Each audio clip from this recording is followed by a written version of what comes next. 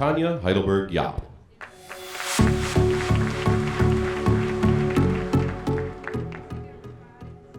I was going to ask everyone to move up, but the tables are filled in, so that's really exciting. Good way to start the panel, right? I want to thank you all for being with us here today. We've tried really hard to present the real issues as they're facing us, but we also want to present a way forward and have us think about that as well. Because what's critical for us, as Tanya, as Dr. Gray said, was to take control of what's happening in our city and for our students. And we do that by reacting to what's happening with legislation, what's happening with structure, what's happening with leadership. But we also do that by responding with a vision, and a vision that's compelling. You know, because we can't wait for everything to settle. As some would say, we have to skate to where the puck is going to be. And that is what today's panel is about. We've got some visionaries in Detroit. We have got, I don't even want to say pockets of excellence, but areas of excellence that already exist in Detroit. And somehow in all the noise that's going on, we don't often get to see that, and we don't often get to focus on it. So at United Way, we've worked hard over the past years on increasing graduation rates. You heard a lot about that. We wanted to make sure that every student in Detroit got a diploma. And now we want to make sure that while we move those numbers, those diplomas have power. Power for students to be able to walk directly into a job if they want to, with an opportunity waiting. Power for them to walk into a university and not need any remediation. Power for them to see the next 10 years of their life and be able to navigate through any number of opportunities to get them and their families to where they want to go. So we'll accept nothing less from our schools. It's not just about graduating with a general diploma and just kind of having to figure it out from there. No. We're going to step up and help create pathways that not only exist for students, but that students understand and can manipulate. So with that, I want to introduce a really amazing panel that we have. I think we're going to have a really robust discussion today, and we look forward to sort of, you know, helping us move this vision along and helping it drop into what's happening in all of our everyday lives. So first, to my left, your right, is the fabulous Chancellor of the Education Achievement Authority, Veronica Conforme. Veronica, as you know, came to us from New York City. She has been interested in Detroit. She picked up a very, let's say, outstanding career in New York City, where she was a former chief operating officer for the New York City Department of Education, the entire thing. She's been vice president of the College Board, and most importantly, she's a fellow Syracuse Orange woman. I think we're the only two, like in the city. Me and Veronica, woohoo! Right? So we always fist bump on that front, but yeah, so fellow Orange woman, also a graduate of Columbia University, where she received her master's in public administration. But Veronica has come to Detroit, even in the midst of everything happening again around the structure of the EAA and what's been going on in the transition, with a very powerful vision for Detroit students that she brings with experience. So we'll be excited to hear her perspective. Next to Veronica, we have Ronda Alexander from Ford Next Generation Learning. I don't know if many of you know how much work the Ford Motor Company through Ford Next Generation Learning does to help build college and career pathways around the country.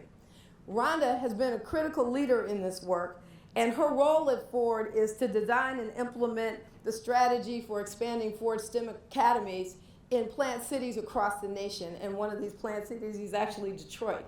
So she's been doing a lot of work around that, and Ronda really is a resident expert on how corporations and community partners can effectively integrate and support students in these pathways. And then the last person on our panel, certainly not last, but Dr. Derschaun Sharpley is here from the Ben Carson High School. Dr. Sharpley is here. You might see Brenda Belcher in your program.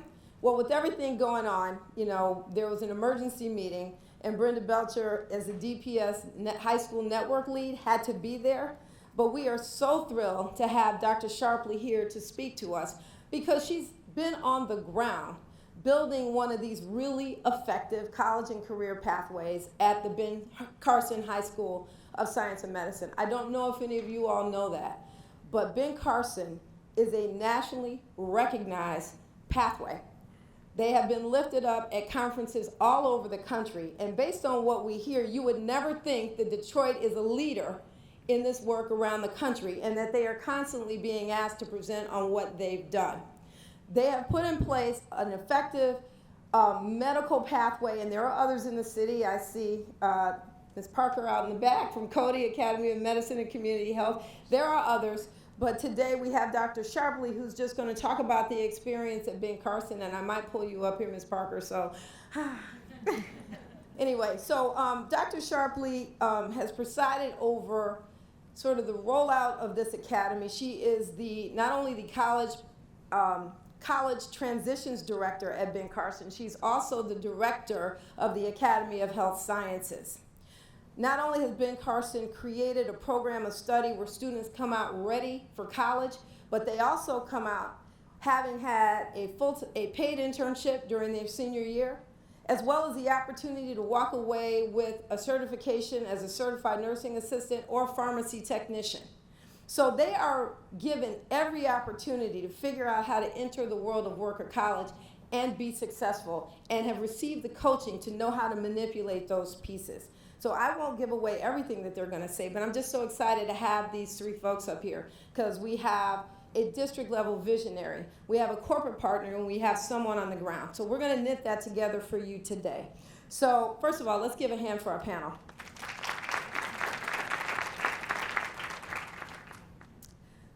So I'm going to start with you, Chancellor.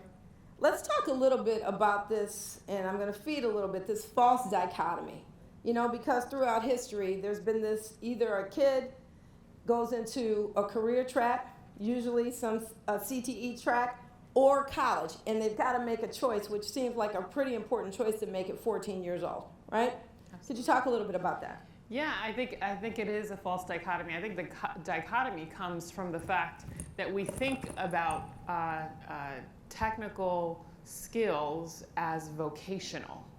And vocational was very much the mindset and the frame where we tracked kids into one track versus another track, which was college preparatory track. That is not the case today. We don't live in that type of world.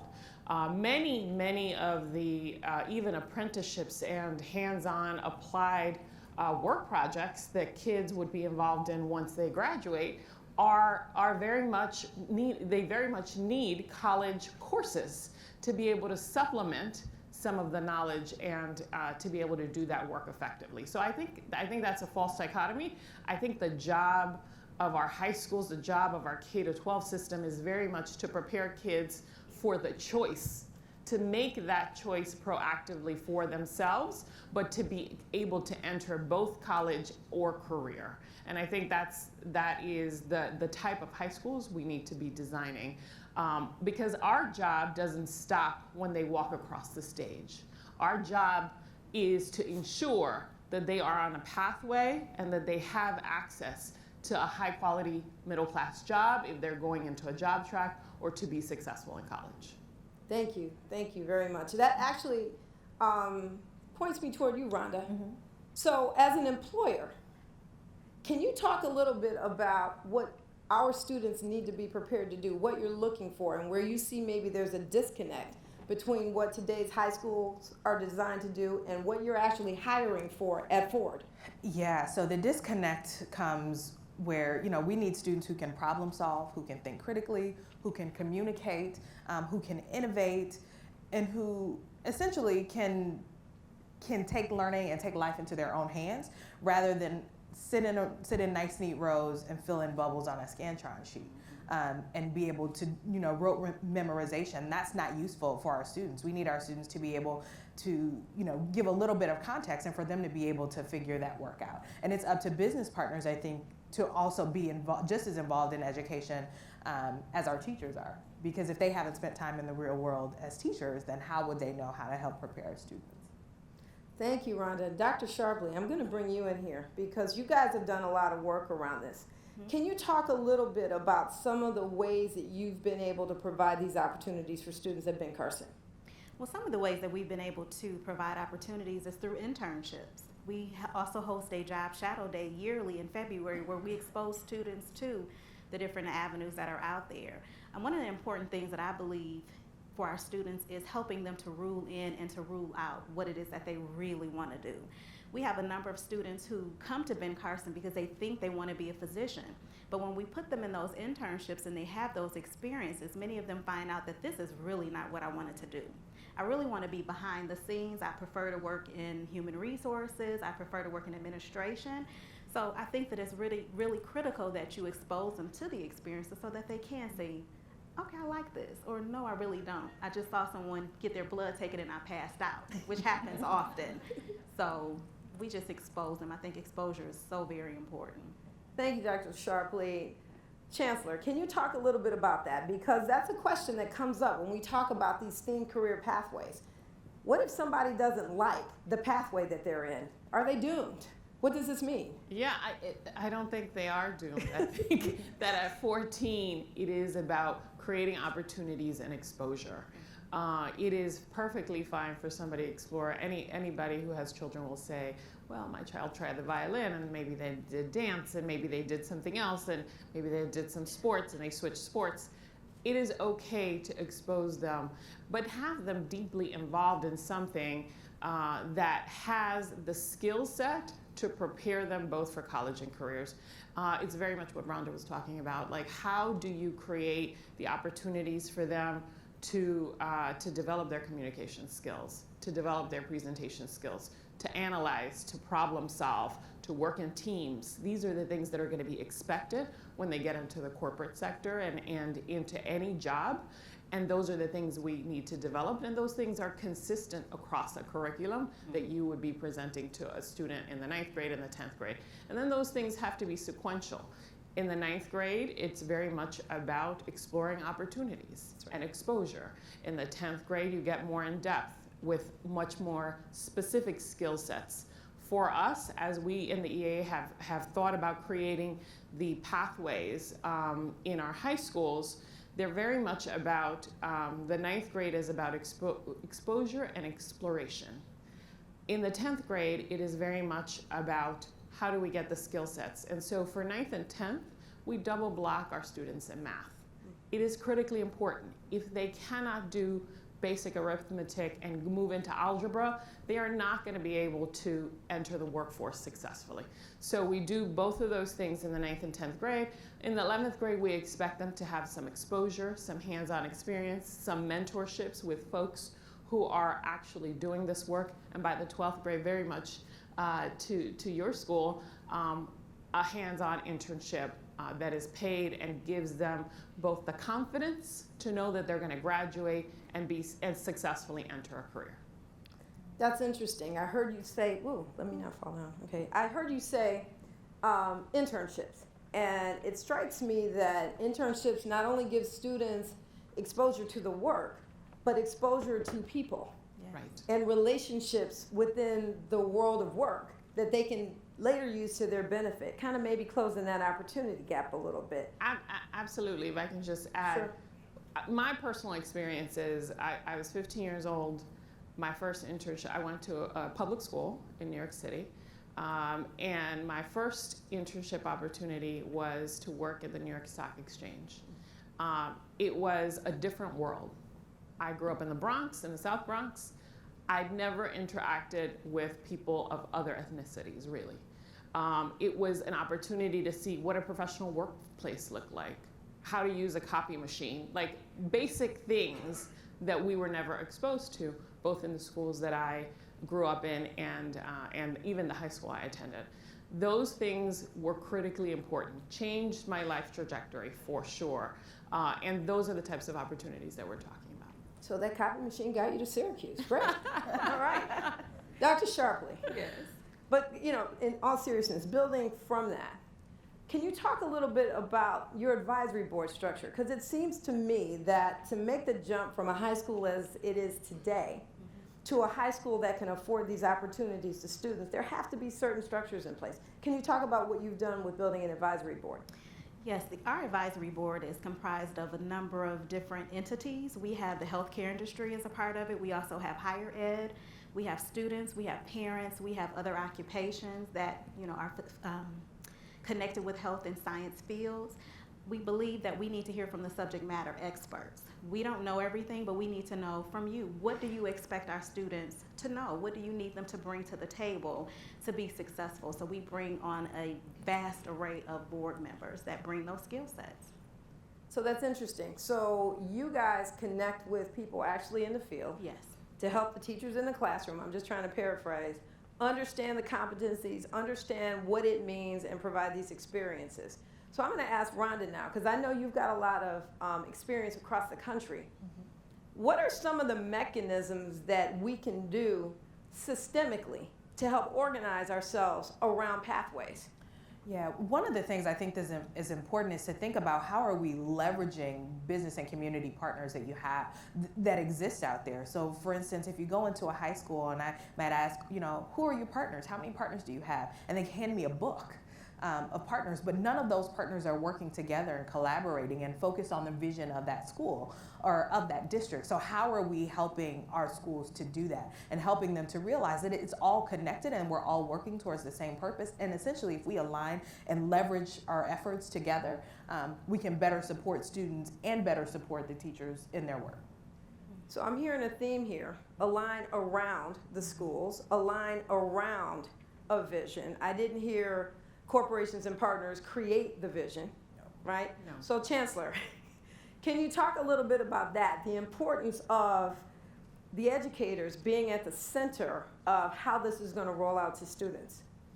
Yeah, I'll talk about one model of career and technical education pathways that I'm most familiar with because I helped develop it in New York. It's called the PTech Model. It's nationally recognized. President Obama has touted it and replicated, and it's being replicated in a number of different cities across the country. And the model is really, you create a new vision for a school, a powerful vision that is very much centered around students and their needs. And you pair that with a corporate partner that is deeply embedded and invested in the success of that school. And you build it from the ground up. We start with the 9th grade. The 9th grade starts, it's a new vision, it's a new school, if you will. And together with the folks from human resources, from corporations, together with the people who are in the field doing the work where students might do internships, you start to develop the curriculum with the competencies that the corporation is going to need. In this case, the corporation was IBM, was the first partner to do this work, and they committed to hiring graduates from that high school upon, in the 12th grade 4 years later. And they did. And they helped develop the curriculum, but the vision and the partnership and the educational vision was very much the educators. Their partnership came in around, these are our expectations. This is what we expect an employee who comes into our organization to be able to do, know, and apply. So it's interesting. So it sounds like there are opportunities for a really high level of corporate and community engagement in schools around these STEAM pathways. And one thing that always strikes me about Detroit is that we've got really big organizations and a fairly manageable sized population. Mm-hmm. And all we hear from the organizations is that they need to hire people. And all we hear from our residents is that we need jobs. Mm-hmm. So it seems like it should be something that we can click together. You talk about having a major corporation take on a school. Mm-hmm. There's also opportunities around having organizations around an industry theme come together in a school. Mm-hmm. Dr. Sharpley, can you tell us specifically, who are the people and how they interact on your advisory board, for example? Well, our advisory board we have the DMC, we have Dr. Edie, We have Dr. Uddy-Bag. We have a number of Okay, so positions. Dr. Edie is, He is the board president. and he's the president of, He's the president of Harper-Hudson, and he's the president of Detroit Receiving Hospital. okay, We have Dr. Uddy-Bag, who's also in administration at Harper-Hudson. We have Dr. Williard, who is the vice president over at Michigan State University. So that's that college piece that's coming in and sharing with us what courses are needed for our students. he's at Michigan State Medical School, correct? Yes. Okay. Mm-hmm. So we have, we have Dr. Reed. You don't have to give from all the Henry names, Ford. but Okay. what I'm hearing is that you've got leaders. So if you listen to this, we've got the president of 2 hospitals going to a board meeting at a high school in Detroit, okay, To drive the vision. to drive the vision. One of the things that, I'm going to throw to the group, but one of the things I noticed is how having that connection helped your students be able to take advantage of other opportunities like Grow Detroit's Young Talent. So as there are matches for employers at Grow Detroit's Young Talent, concurrently, her board was saying each of our students are going to have internships, and we're going to go find them. Yes, absolutely. That's so important. As Ronda said, you want them to make that connection. You want the boards to be fully engaged with what it is that you're doing. You don't want to just have someone's name on your letterhead. You want that person to really buy into what it is that you're doing.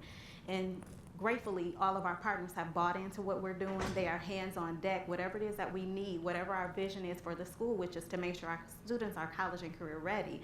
They have dedicated themselves to doing that. So to your point, Dr. Edie has said, what do you need? What do our students need to be successful? They need paid internships. Well, the board has rallied around that and said, we're going to go to our respective employers and make sure that that happens. So we have Henry Ford, DMC, MGM, a number of partners that have dedicated spots for our students with paid internships. So again, if they need those experiences, like Dr. Edie may come to a meeting, we'll say, what are the industry trends right now? What do we need our students to be prepared for right now? And they provide staff to come in and train our teachers.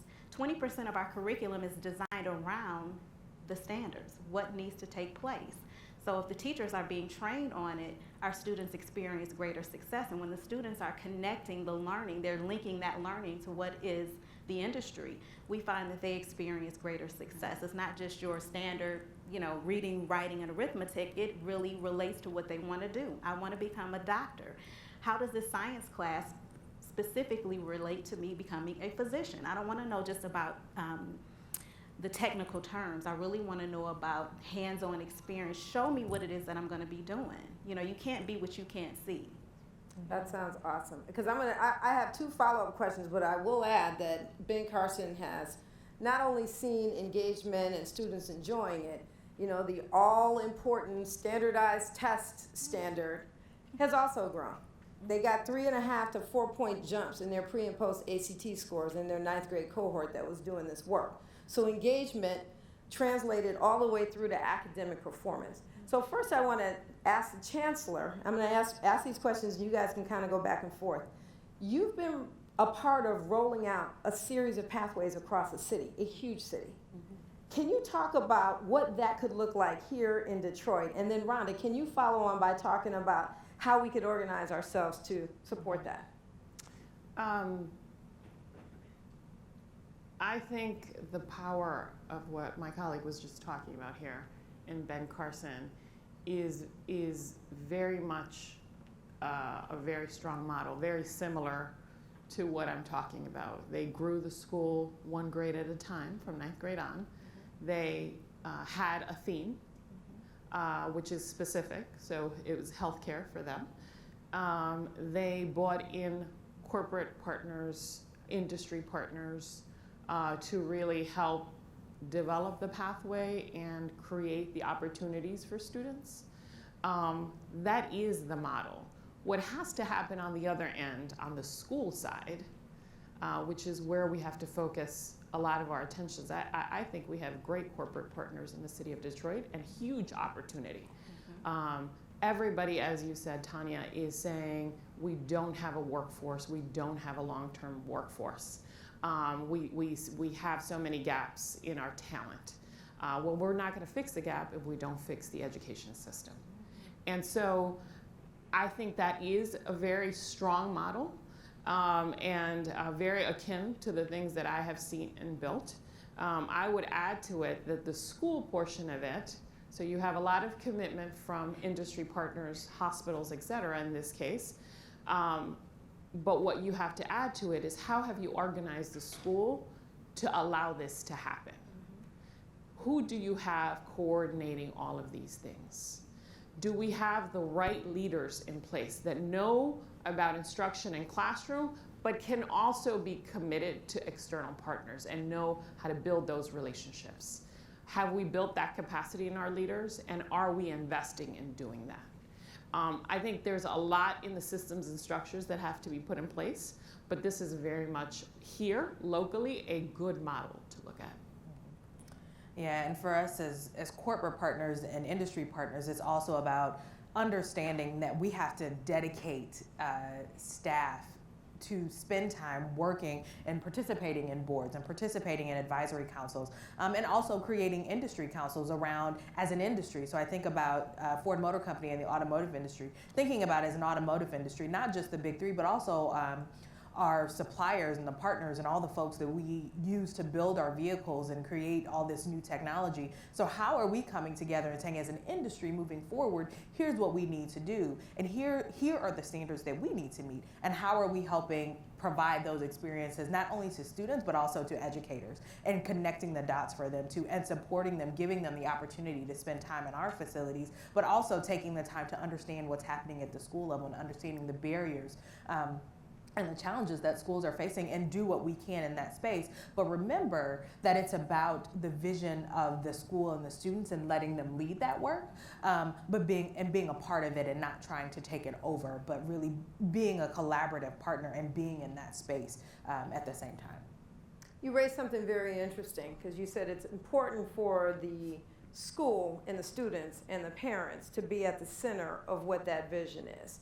And, you know, in our work, sometimes we hear about everything happening to a school, you know, to the point that sometimes schools are like, please stop helping me, versus helping to put some fire under a vision from the school. Dr. Sharpley, do you want to talk a little bit about how sort of your focus at Ben Carson has helped you attract the kind of partners that you need, versus sort of having, you know, a lot of help coming your way that doesn't necessarily drive your vision? Well, because we're a science and medicine school, that is our focus, we tend to draw businesses that share the same focus. One thing that we learned early on is that when you have something, as we do at Ben Carson, many folk will try to get engaged, but you need to look at the dynamics to say, does this fit what we're looking for? Does this fit our vision? Because you can have 100 folk on your board, but are they effective? Are they necessary? So we definitely looked at that early on to make sure that all the partners that were part of what we were doing were instrumental in moving that vision forward. And that was to make sure that the students were college and career ready. So everyone that's a part of our board adds value. We add value to them by prepping our students and making sure that they're ready for those fields and those internships. Thank you for that. I mean, one of the things I wanted to add to our conversation is, you know, Dr. Sharpley is here representing Ben Carson. Brenda Belcher was going to be here representing a number of schools that are in various places in Detroit already in doing this work. We've got leaders in this room who are already doing this work. And what we're going to get to next is sort of the tremendous opportunity to connect things that already exist. If you take, raise your hand, Ms. Parker. Principal Michelle Parker at Cody Medicine and Community Health, again, has a medicine and community health pathway. But her students not only have this integrated coursework, but can walk away with certified nursing assistant or a fire 1 and 2 and EMT certification when they leave school. That will give them college credits to take into life or directly into a job. And the beauty of that, it's the Detroit Fire Department partnering with Cody to help deliver that. So there are connections that can be made all around our community, you know, through structures and systems that are already in place. And I'd like to hear from each of the panelists in our last 4 minutes a little bit about what you think the opportunity is for Detroit and what you think we should be thinking about at this moment of opportunity. The legislation, however it comes down and we believe it's going to get fixed, gives us a chance to shake the Etch-a-Sketch a little bit and start drawing a new vision. So I want to hear from you guys what you think about that. Yeah, if I could start, I think when you say the legislature, I think, sure, the state and the federal government give us whatever they give us, but it's up to us as a community to wrap ourselves around that and essentially design what we want our community to look like and take ownership of that and take hold of that. And I think we have the opportunity with great business partners, great organizations, great industries to come together and think about how do we really work together, collaborate, and focus on what is it that our students need and what role can each of us play in providing that support to our schools and not being a burden. Like I said earlier, really being a partner in that work, but letting our educators and the community partners who have a deep understanding and experience and expertise in that area lead that work and being as supportive as possible. I don't think we should assume, I completely agree with you, I don't think that we should assume that the legislation is going to fix anything for us. At best, it's going to erase a debt that it has the obligation to erase. And so we expect that to happen. That, it is completely up to us. It is completely up to, and I am a firm believer that our reform model is centered around great leadership. And great leadership at every single school is the leadership that matters the most. We need a great principal who is dynamic, who can work with community partners and engage the community around the vision for the school, who can engage with an industry partner, but who also deeply understands instruction and what the academics need to look like to support that.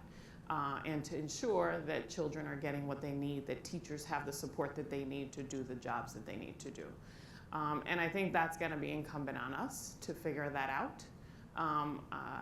The legislation will address the finances, and that's the bare minimum, and it's about creating the future, which I think is a lot about hope and opportunity. There are so many generous philanthropic folks in this city and in this state.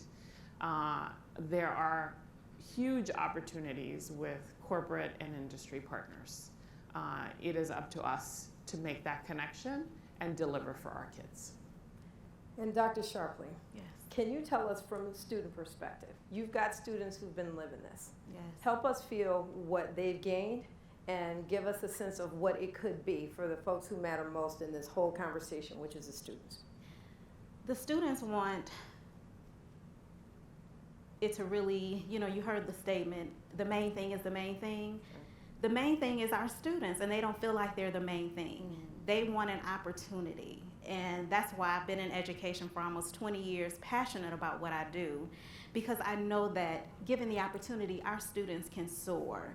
And I truly believe that teamwork does make the dream work, and if we all come together, partner together to really help our students to experience that success, Detroit can be the amazing city that I know that it is and around this country when our students leave and take their skill sets with them. But it truly needs to be about the young people, and it's not, and we have to get back focused on them and what they need to be successful. And they cry out to us every day. Like when we were out for Monday and Tuesday, they said, we want to come back to school. We want to learn. We want to grow. We want to be successful. Give us what we need to experience that. This is a hindrance to our future. So again, I say teamwork makes the dream work. We all need to come together, wrap our arms around these babies, and give them the foundation that they need to be successful.